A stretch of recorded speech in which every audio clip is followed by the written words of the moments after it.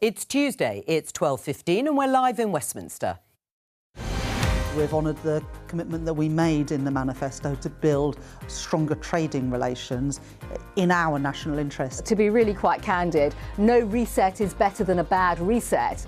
Who's right about yesterday's deal with the EU? Actually, is this working? Is this tackling poverty, which many of us came into politics to do, or are there other ways that we could address that? Unease amongst Labour MPs over cuts to welfare. Will the government have to compromise? The government have got it wrong. They have been turned by the sweet whisperings of Silicon Valley. I'm still standing better than I ever did. Peers join Elton John to condemn plans to allow AI to mine the work of musicians and artists. Joining us today, Leader of the House of Lords, Angela Smith, Reform UK MP, Lee Anderson, Mirror columnist Susie Boniface and The Sun's political editor, Harry Cole. This is Politics Live.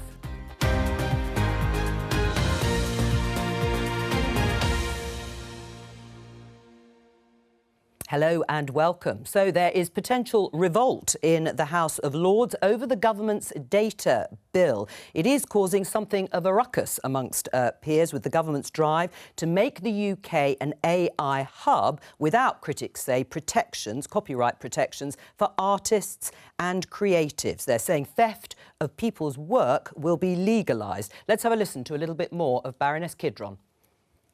The government have got it wrong. They have been turned by the sweet whisperings of Silicon Valley, who have stolen and continue to steal every day we take no action. The UK's extraordinary, beautiful and valuable creative output.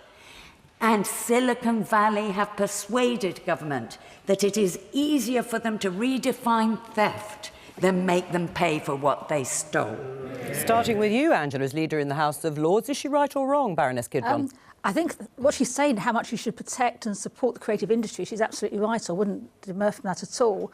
But I think it's been a misunderstanding as well. People haven't been persuaded by this. There is nothing in the bill about copyright. And because it's so important, there's a separate consultation on that, because we value the creative industries, they add to the economy and to our national life, but we also want to develop AI. There's a consultation on that, and when that's done, then we'll bring forward proposals for this kind of discussion. Right, but she's pretty exercised. She's not the only one. No, I think they have looked at the detail here. When you say there isn't anything in the bill about copyright, that's what's worrying them. Well, that's coming later. That's what the consultation is about. But obviously, if people are worried, and I understand why they're worried, but there is certainly, we want to protect the creative industries, we value them, they add to not just our economy, but our national life as well, which is important. Right, is she right or wrong, Baroness Kidron, Lee Anderson? The government, of course, doesn't want too strict restrictions in terms of copyright, because it could deter these companies coming here. Look, there's obviously a place for AI in society in general, but I'm not quite sure about the creative industries. It is theft, as the Baroness said. I think it is. And, you know, we've got young people out there trying to make their way in the arts, in the music industry, writing the songs, sat at home in their bedroom, strumming the guitar, and for somebody, a big tech firm from California, to come along and steal their work a few years down the line. It don't seem fair. We need to protect them. I guess we'll learn more as this progresses, but we have to incentivise people in whatever industry they're in. And I think some of the young artists looking at this now will be thinking, what's the point? What do you think, Susie? I think this is typical House of Lords, in fact, Parliament in general, sort of stirring to life and rebelling about something about a decade too late. If only they had woken up a bit Better late than never? Well, better late than never, but I mean, it's too late. AI is already out there, it's already stolen it. But we're already seeing things that are, copyright theft that isn't being acted on, and it's already happening in multi-jurisdictions, which is why it's so difficult for one government to legislate against something, because unless all the governments have the same legislation, whoever it is going to up and move to a different jurisdiction. Well, I suppose there's a spectrum in terms of what copyright laws you could introduce that might either deter or encourage AI companies to come here. The amendment that Baroness Kidron is proposing would force AI companies to disclose what material they were using to develop their programmes and demand they get permission from copyright holders before they use any of their work. A good or a bad idea? So this is what it comes down to, is the argument the government is saying basically, just step back a little bit. a couple of weeks ago, there was, I've never seen anything so united as The Guardian, The Sun, The Times, The Daily Mail, every single newspaper, Paul McCartney, Elton John. The Sun is not normally on the side of the lovies very much. Everyone united with the same message as the government of, like, you've got to do something about this, because it is, as Susie said, the horse is pretty much bolted, but there is something you can do. So it's looking at whether you need to opt into this or opt out. Now, my understanding is that what the consultation is looking at. Now, the tech firms are saying they want people to be able to opt out, unless you actually say you cannot use this, or you have to pay us for this, everything is fair game. Whereas I think the media companies, the artists, the film producers, across the spectrum say, well, actually, no, we should opt in. We should tell you if we want to feed your AI sort of hive brain with our content, and we should know exactly when you are doing that, and you should pay up. That's part of it. That's part of the consultation. But what's your view? What should it be? What should the balance be here? Well, that's what we're trying to work out, and I think the industry is trying to work out. The AI industry, the creative industries, because the creative industries use AI themselves. What you don't want is to lose what's valuable and precious in the UK, and that includes creative industries. But also, we want to develop the AI industry. I don't think anyone knows the answers. If you ask most people the detail of the bill and the detail of the consultation, they'd look at you blankly and say, "What's going on here?" Is the government listening to the sort of arguments that have been put forward here? Of course you're listening. You don't have consultation unless you're prepared to listen. Well, and listen and maybe ignore. There's no point otherwise. None I've ever dealt with, I have to say. There's a structural problem as well, and this is quite technical and nerdy, but there's a structural problem within government of why this has become an issue, because the Culture Department obviously represents the creative industries, and they had, under the last government, the Science and Technology Department was stripped away from them and made its own department, and they're in charge of AI. So this is literally falling between the cracks of two departments, and someone needs to get a grip of it. Well, we're going to have the Science and Technology Secretary of State here in the studio on Thursday to answer this. It doesn't fall between the cracks. When you've got difference of opinion, that's the creative tension. That's how you make decisions. If everybody felt the same, you wouldn't have that same kind of decision-making process, which I think is really important. But what's the atmosphere, the mood like in the House of Lords? Because you've got people like Elizabeth Butler-Sloss saying they'll vote against, they'll defy the will of the House of Commons. You don't often hear that from You do from some, actually. I've been in the House of Lords for a long time, and you do. I think it's unusual. She says she's never done it before. The few have, and I've seen this. She being Elizabeth Butler-Sloss, yes, I should say, not the cat's mother, is actually being driven to defy the will of the House of Commons, then really the mood and the level of anxiety about it is heightened, isn't it? Of course, there's a lot of anxiety about it, and that's why we're sort of having those discussions ongoing. But I think the House of Lords is doing the job it's there to do, and it's scrutinising legislation. The government's job is doing its job. It's having a consultation to see where to go or how to go forward on this. But I just think it's a natural creative tension we have, and you're right, Harry, between two departments looking at this, and they've got to find a way forward. It's not an easy. The complexities around new technology, as Susie said, 10 years ago, they should have been having these discussions, but nobody really knew what it was about and what AI meant. Are they banging at your door? Are you talking to these people privately? I talk to lots of people about this and many other issues all the time. Typical answer there from a politician. Well, let's talk about the deal. The deal done yesterday between the UK and the EU, lauded with great fanfare by the government. But let's have a look at how all the party leaders in Westminster reacted to the deal. The Prime Minister, for years, tweeted, "Your weekly shop has gone up. Our deal with the EU will mean lower food prices at the checkout, putting more money in your pocket." This was the leader of the Conservative Party, Kemi Badenoch. Labour is dragging Britain backwards. Yesterday's UK-EU summit should have been about moving us forward. Instead, Keir Starmer is reopening the old Brexit battles we've already fought and won. The result, more EU law, more EU judges, more money sent to Brussels. This is from Nigel Farage, leader of Reform UK. Labour have well and truly sold out our fishing industry, all in the name of closer ties to an ever-diminishing political union. And the Liberal Democrats tweeted this: "Today's deal is a positive first step in rebuilding our relationship with Europe. The government must now face down the naysayers and dinosaurs in Reform and the Conservative Party and be more ambitious to go further and secure the best deal for our country."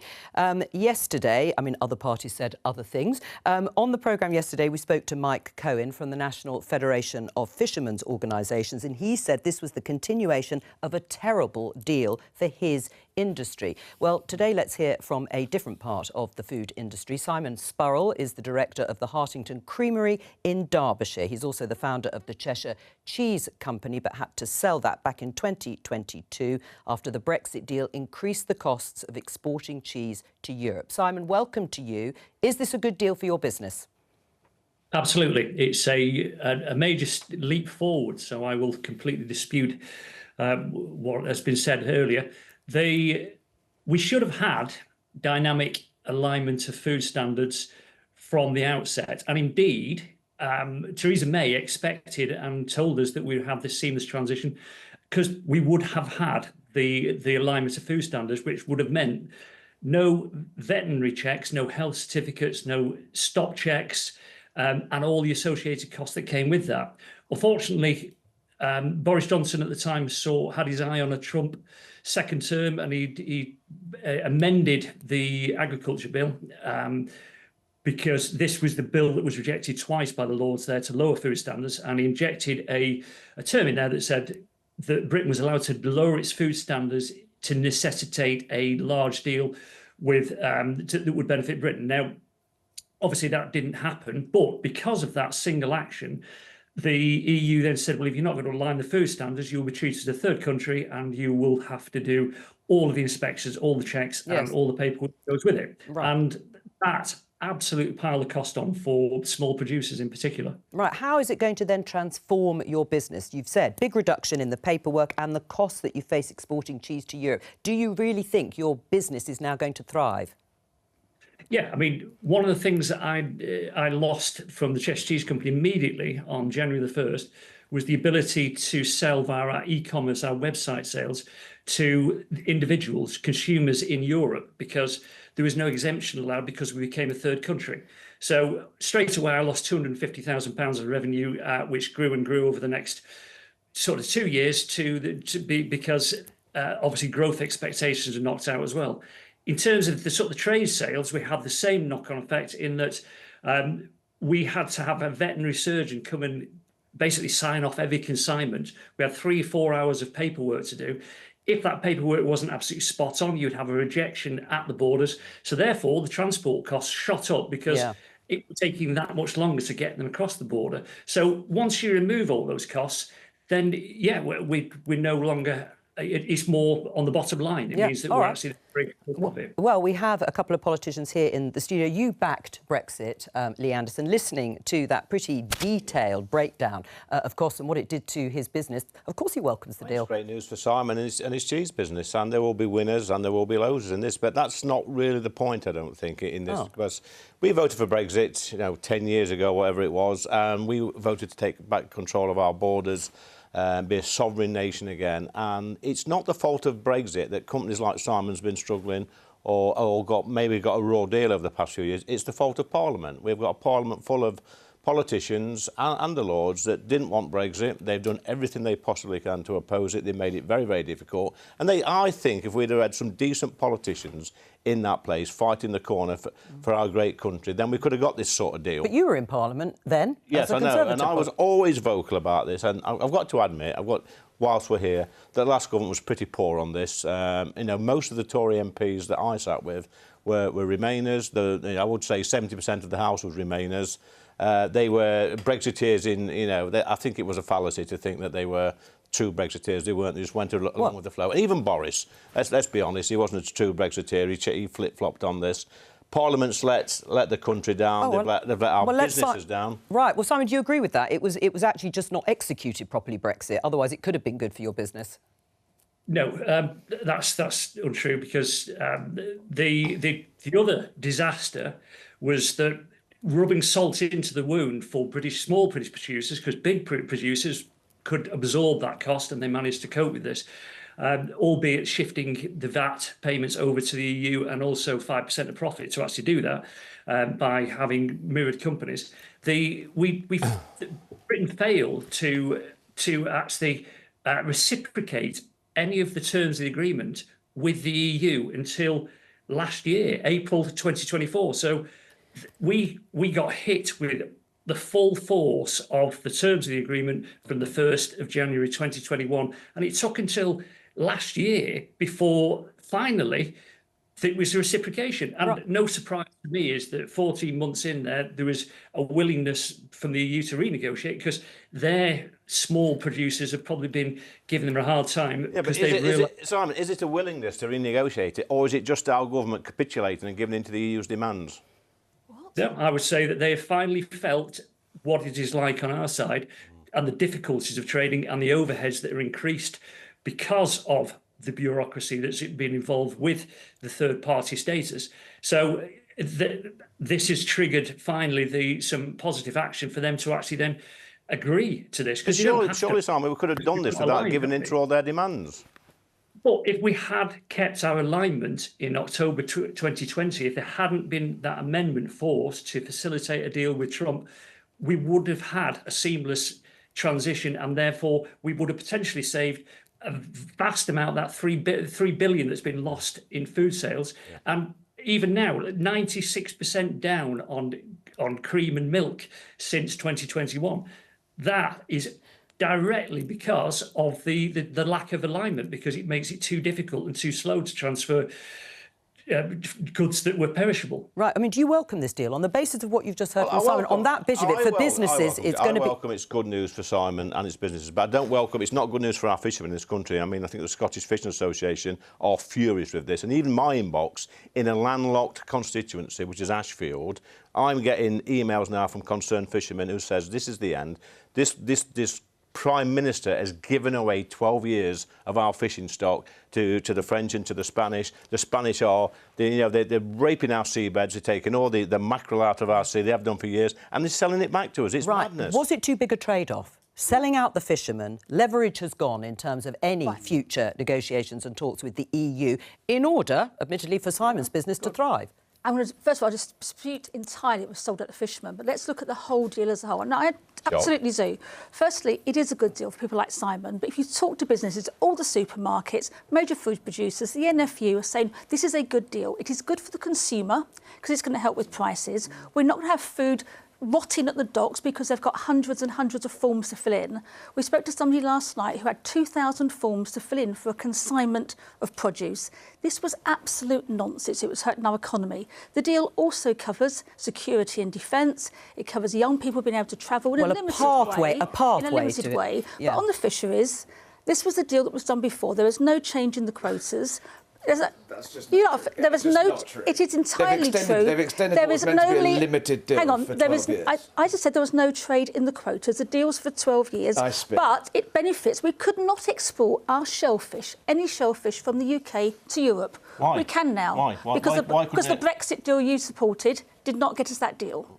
They weren't able to do so. Salmon fishermen are very much in favour of this as well.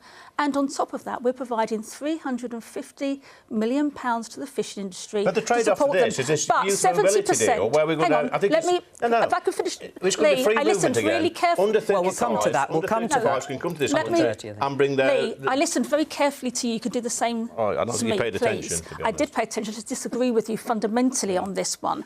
This is an all-round good deal for the UK. It's capitulated, It is not capitulated. It is absolutely not. He's given over the Chagos deal, he's given over the Indian trade deal, and he's given over this. Getting trade deals. Why didn't we do this deal sooner for people like Simon? And this is why they didn't do it any sooner, and the Tories didn't do it sooner, and Boris and Rishi and everyone couldn't do it sooner, because people like you would have said, capitulation, surrender. It was a fight. Everything they wanted. We're also acting like this is a deal. It's not. Well, that's the problem. That's the issue with the fish. That is the problem, is that the French and the Spanish, obviously desperate to keep their access to our fishing waters. It was meant to be up for renegotiation next year. It was designed to be a temporary measure as a phase-out of Brexit, and also used as leverage for later negotiations. The problem is that Keir Starmer announced that he was going to get this deal in the Times on Saturday. He said, I'm going to sign it. It's going to be brilliant. And then the EU went, well, this guy's going to sign anything, and we're coming Monday morning round for a cup of tea and a press conference. Have been and they got jumped on Sunday night at 9:30. Those are the reports. They got jumped at 9:30 on Sunday night for a 12-year extension, and they signed it. In return, can I just finish my point? In return, they haven't even got a legally binding document. They haven't even got heads of terms. They've got a communique that has no legal bearing that says, yeah, we'll do all this stuff, all subject to negotiation, when we've fundamentally weakened our negotiating position before the talks have even started. Do you admit it will be good for the economy broadly? There will be trade-offs. There will definitely be trade-offs. Simon, I'm Overall, very pleased the for Simon's benefits of the company and his economy- artisan cheeses and the like. But, you know, go down to Brixham and talk to working-class fishermen who are having their communities destroyed. No. They thought they were going to get more access to their waters. They thought these quotas were going to go next year. Why did they think There they was would... always proud cooking. Well, it wasn't, because it was up for Can I just explain something? Yeah, go on, Susie, and I'll come back to you. Go on. The idea that fishermen of this, that, the other, we were going to... the deal that Boris agreed, and which so many people supported when it came through Parliament, was that our fishermen would get back 25% of the fishing rights that had previously been given away. That was going to be renewed on an annual basis, and it would be getting into that from next year. And it was going to be every year we'd have this talk again about more fishing rights and this, that, and the other. And it is a very, very tiny part of our economy, so it would take a disproportionate amount of time to deal with. Now, the idea that the fishermen, what they're upset about is they hoped that after with each negotiation they would claw back a few more percent and that eventually they would get better. That is possible. It is also entirely possible, and probably more likely, they might have lost some of that 25% in future negotiations. Right. I mean, let's just pick up on Susie. Let's just pick up on Susie's point that actually the fishing industry is a very small part of the economy. Very significant, but it is very small. Just in terms, quite a long time ago. And what we've done now is the final nail in the coffin. The salmon industry. Well, is it the final nail in the coffin? No, the salmon industry is growing. The seafood industry is growing generally. Shellfish wasn't allowed to go. It's still part of the industry. There's still people earning a livelihood from this. And overall, on this deal, the economy benefits, our security benefits, our access to markets on defence will benefit. Do you think it's fair to give our fish up for 12 years to the Spanish and what they have got is certainty and 70%. Don't talk over each other. 70% of UK fish is exported to the UK. A deal that makes that easier is good for fishermen as well. Right, but Lee, and we sell it to Europe. Lee Anderson, what would reform's policy be in terms of a reset? If you think that Simon's company and others could have had a better deal, what would you have done? What would you have traded off in order to get that better deal, less paperwork? Yeah, we would have a stronger leader in place that could go to meet the EU. We would. But you've got to have something. You've got to have something on the table to give. What would you have given? Well, listen. I mean, he's gone over. He's capitulated. But what would you have given? Well, we've got to be strong, haven't we? I mean, the first thing I'd be talking about... He's been arguing with Europe for 30 years. What's he going to suddenly do and sit down and cooperate with them? What's he going to do? Well, we have to be strong, don't we? We have to resist. We can't what are we just give resisting? in. What are we resisting? Anybody have an idea? Don't all shout at him. Well, the one thing we keep hearing this morning is the free movement, the youth mobility. We're going to come on to that. Well, it is free movement it's because not. we're being told now it's not under 30s. It's like 2018. It's under 35s, and they can bring their families in as well. Right, well, we'll come to that in just a moment. Let's just go back to Simon for a final comment before we talk about the Youth Experience Scheme, as I think it is now formally called. Simon, is it going to be as good as you hope in terms of the changed relationship and reset with the EU? Because our guest here, Harry Cole, is saying that at the moment it isn't legally binding. We don't know exactly the terms of the deal. Are you optimistic that it will turn out to be as good as you think?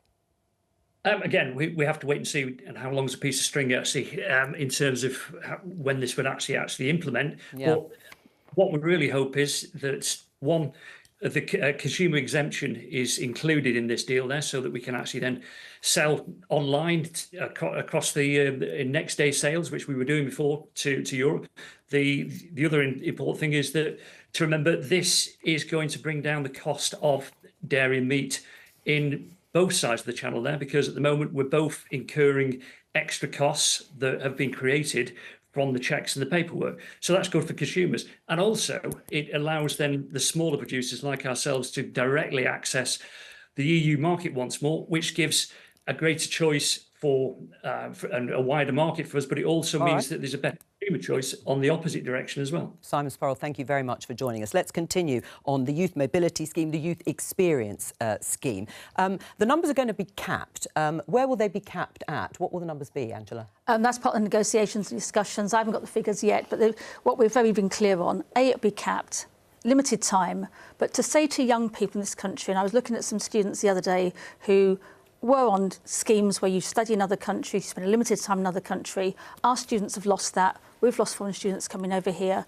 The opportunity to travel for a limited period of time, a certain number, is of benefit to young people. And so many young people don't understand why they could no longer do what they used to. So it's obviously not free movement. I know Lee will throw that around and say it is. It clearly isn't. Well, why do you think it is free movement? You've heard it's going to be capped. It's time limited. People can't. And it's on visas. So until we know how much it's going to be capped by. But that's not free movement. We're going to flood the marketplace, the hospitality industry, with young people coming from Europe. We know that. Meanwhile, we've got our young people that's on the dole, sat at home. But they can go to Europe. Yeah. And how many people from Ashfield go to Europe to work? I don't know. Not many. Not many.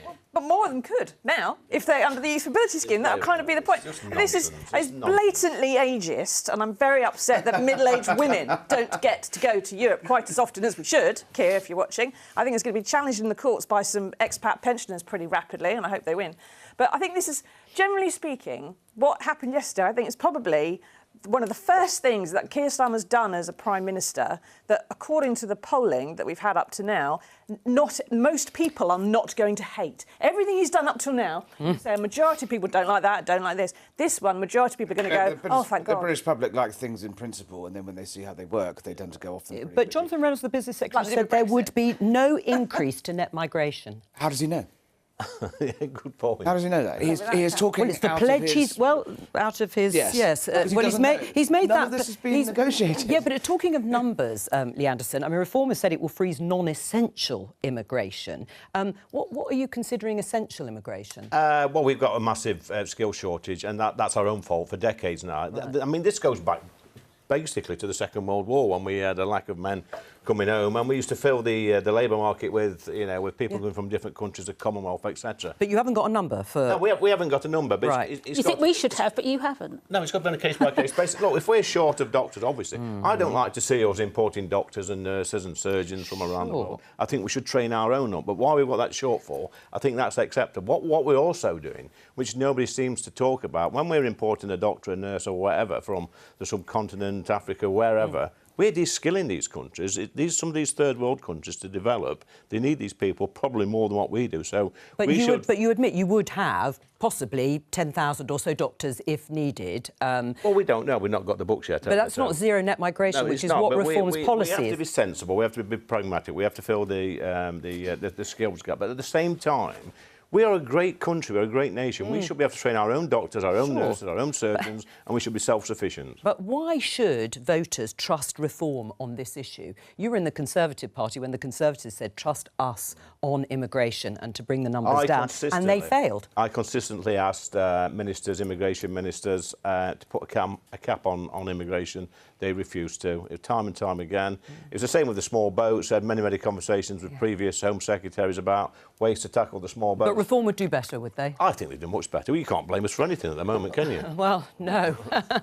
Now, let's move on to welfare, because there is widely reported unhappiness amongst Labour MPs about the means testing of the winter fuel allowance and proposed cuts to working age benefits. Yesterday, Newscast asked Chancellor Rachel Reeves about those concerns. I do understand the concerns that people have.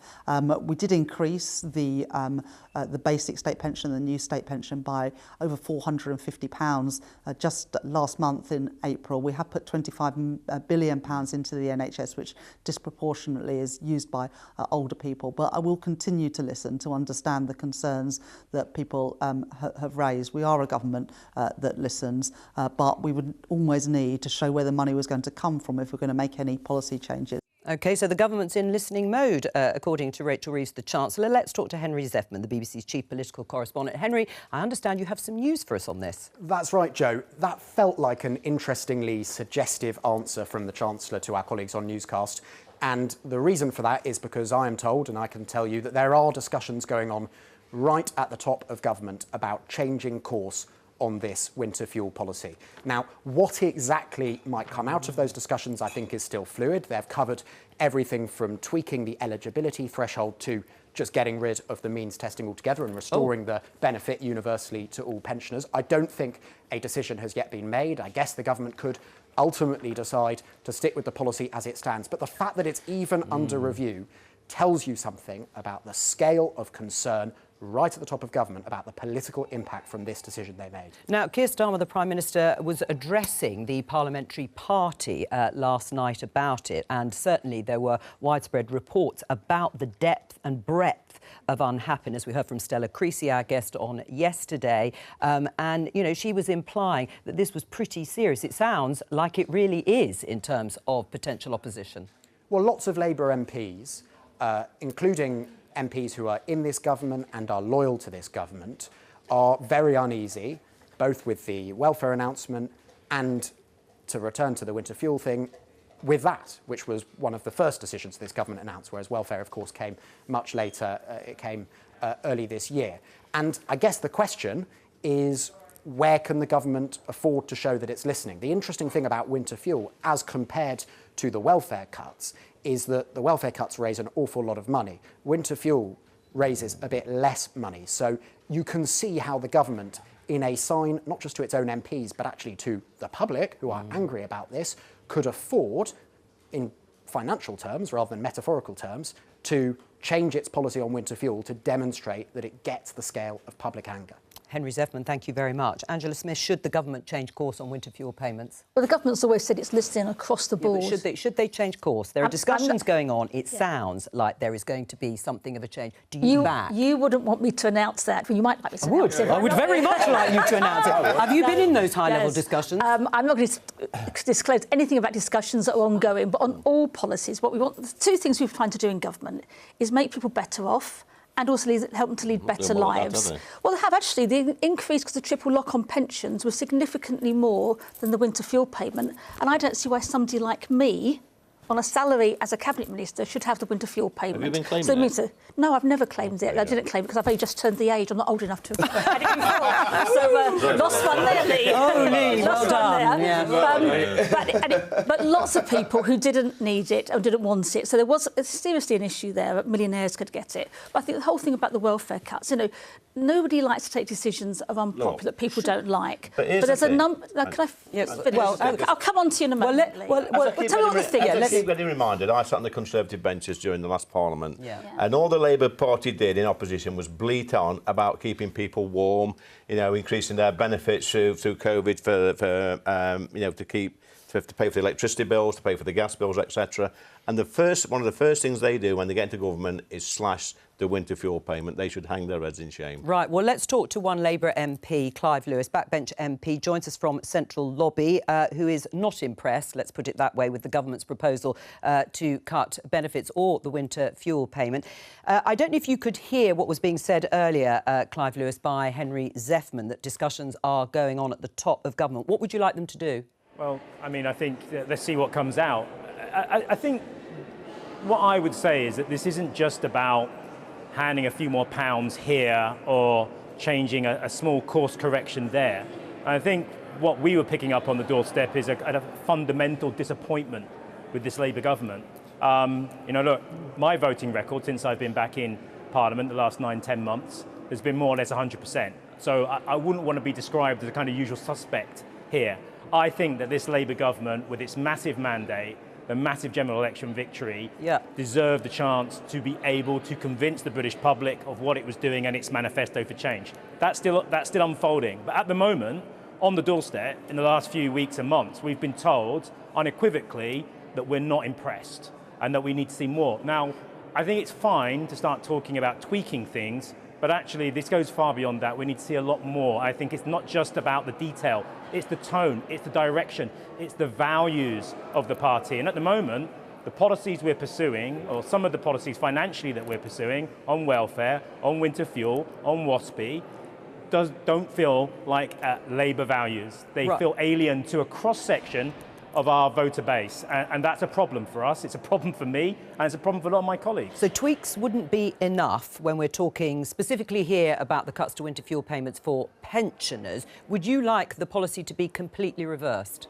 I was listening to the conversation, the discussion just now. This was one of the last universal benefits that we had. I wanted a Labour government that actually expanded universal benefits. There's a reason why people who can afford something get a universal benefit, because it gives political buy-in. I mean, I know they're very unfashionable to talk about universal benefits, but the reason that winter fuel, one of the reasons it was so popular was because it was universal. There was no cliff edge. And I think that's the role that we should be looking at as Labour government, to expand that kind of support for people. Instead, we have a punitive system after 14 years of a Conservative government where they cut, austerity, taking away, two-child policy, all of that. We should be looking to transform our social security system, to turn it into something which people value. And at the moment, we don't have that. OK, are you planning to vote against the proposed disability benefit cuts when they come to the Commons, we think, next month? Well, let's see what's on the table. I think, look, everyone, I've just outlined the fact that we do need to see reform. But, you know, if you put lipstick on a pig instead of pig, if these so-called reforms are basically covering up a cut, and I'm going to see my constituents made poorer, and I'm afraid to say what we've seen at the moment will make them poorer. It will make hundreds of thousands of people poorer, including children. I didn't come into government, I didn't come into politics to do that. So if things are as they stand, I will be voting against any proposal to reduce PIP. But I will say this, I will not be scuttling through that lobby. I will not have my shoulders slumped. I will have my head held high, because those are Labour values. We do not cut from the poorest and most vulnerable when there are billionaires, 350 people in this country worth £770 billion, according to the Times Rich List. It's obscene, and a Labour government should be tackling that and punching up before it punches down. Well, Clive... and so I'm afraid to say, you know, yes, at this moment in time, I will be voting against those benefit cuts. Let me just bring your attention this story in the Times while we've got you here. Labour to ban transgender women from all-female shortlist. The party will vote on measures to comply with the Supreme Court judgment as the consultation begins on an update to the equalities guidance. Should Labour ban transgender women from all-female shortlists, Clive? Do you know, I'll tell you, Joe, I was in Europe at a conference on the far right with other social democratic parties across Europe.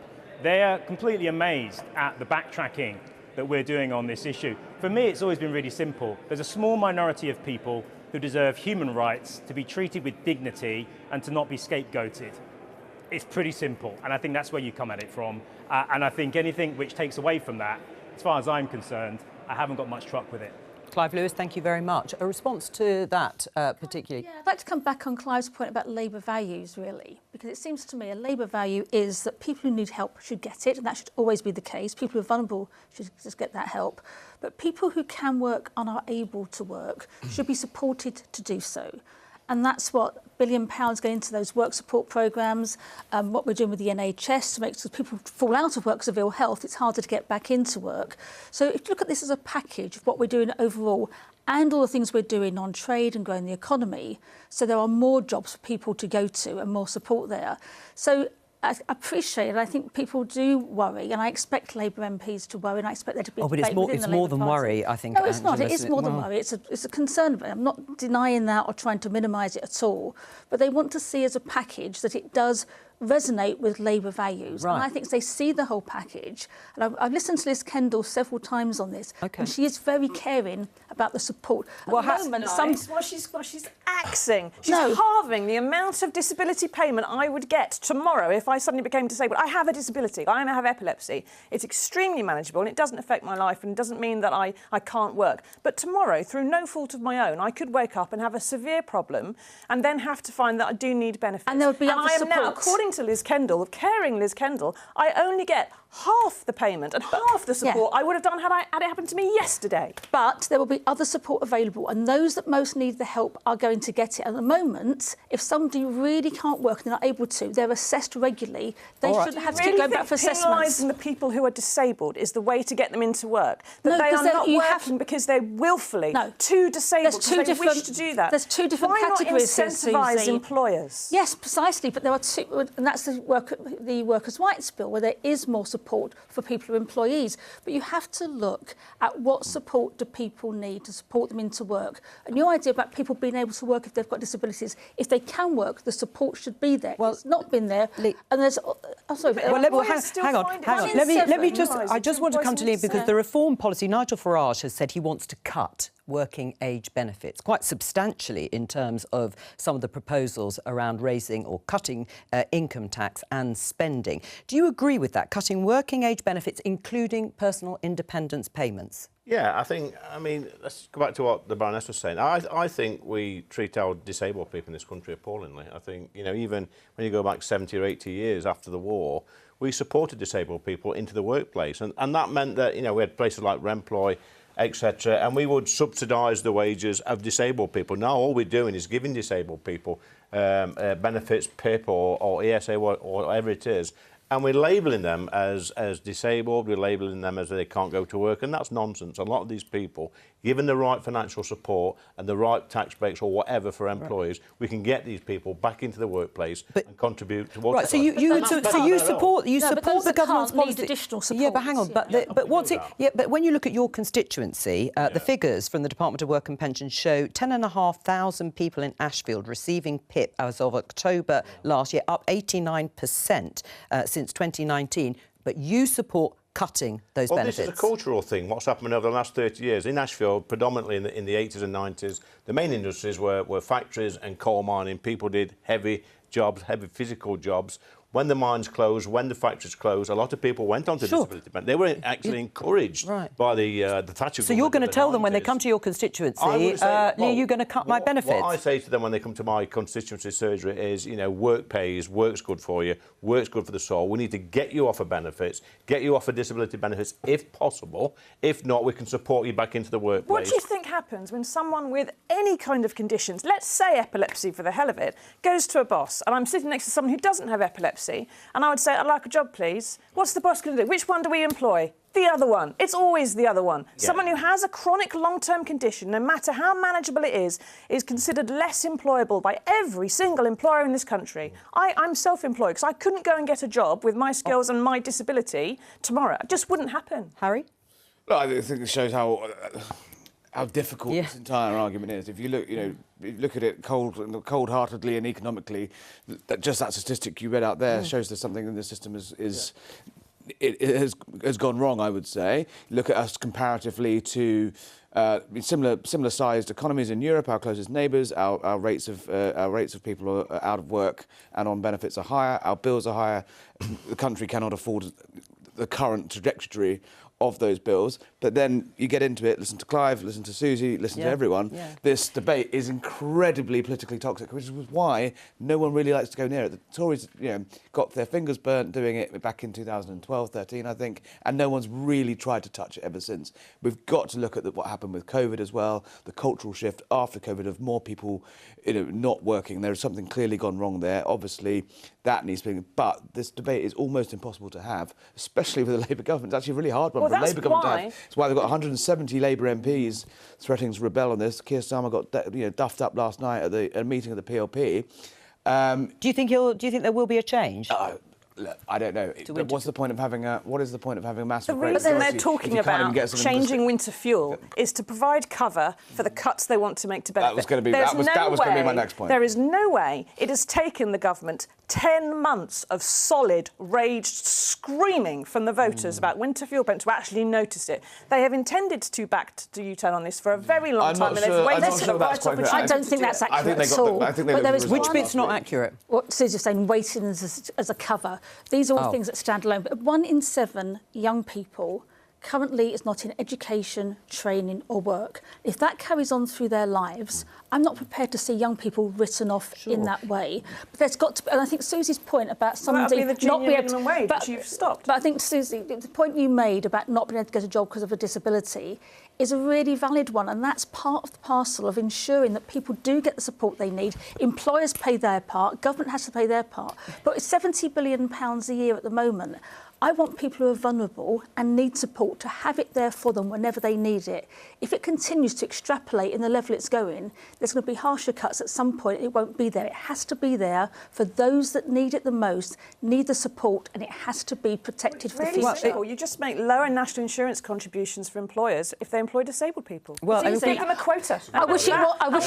We're all in work. Susie, I wish it was that easy. Well, I know that Reform support the idea of reversing the cuts to winter fuel payment. But do you now, listening to this discussion, see how difficult it is to make cuts generally to benefits, which is what you are proposing? Yeah, I do. Of course I see that, because once you give somebody something in any walk of life, it's very, very difficult to take that back off them. But, you know, we've got far too many people on in-work benefits, on disability benefits in this country. I already said earlier, why is it our benefit bill is so high compared to the rest of Europe? It's a cultural thing in this country, which has come from the... But so do you also admit you wouldn't be able to make the tens of billions of pounds of savings that you're proposing to? We can make lots of savings. We will scrap net zero straight away. That'll save billions. Yeah, but I mean on the benefits. We need to get paid. Look, if we can pay disabled... And then people will die of chronic lung disease. That would be fabulous, Not wouldn't it? necessarily. Look, if we can pay a disabled person, I don't know, 30 grand a year to stay at home, we could pay that disabled person. That's it. I'm going to let them shout while I just say goodbye. I'll be back at 11:15 tomorrow. They're talking still. Bye.